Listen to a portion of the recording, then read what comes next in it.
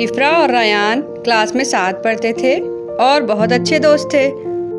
रायान ने अपनी किताब इफ्रा को पढ़ने के लिए दी और कहा, भूलना नहीं, याद से वापस करना।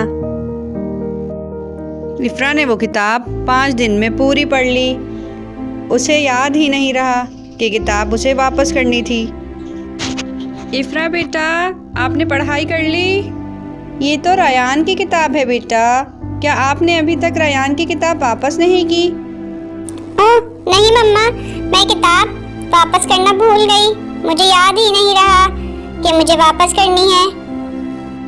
बेटा इफ्रा, आपने रायान की किताब वक्त पर वापस नहीं की और आपने अपना वादा पूरा नहीं किया।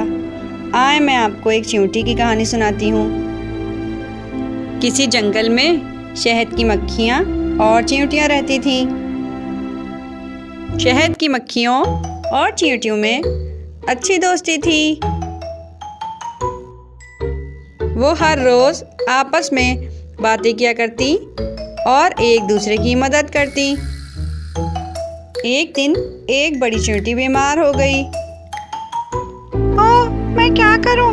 बड़ी चींटी को तो पूरी रात खांसी और बुखार रहा है। मैंने सुना है कि अल्लाह ने शहद में शिफा रखी है। चलो शहद की मक्खी के पास जाती हूँ और उससे मदद मांगती हूँ। मुझे यकीन है वो मेरी मदद ज़रूर करेगी।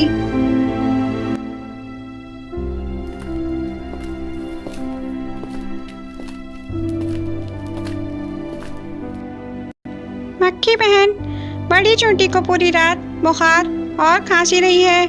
मैंने सुना है अल्लाह ने शहद में शिफा रखी है। क्या मुझे थोड़ा सा शहद मिलेगा?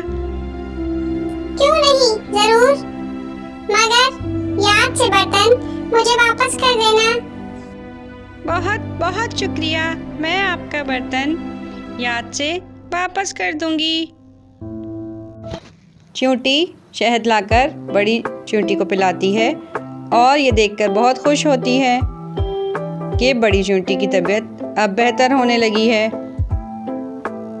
अगले दिन चींटी जब बर्तन वापस करने निकली तो तेज़ बारिश हो गई।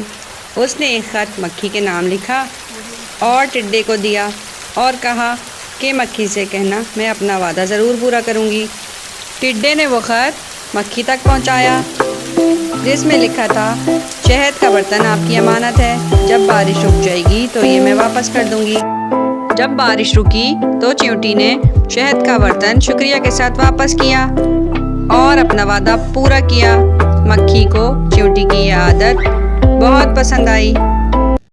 देखा बेटा, नन्ही चींटी ने अपना वादा किस तरह पूरा किया।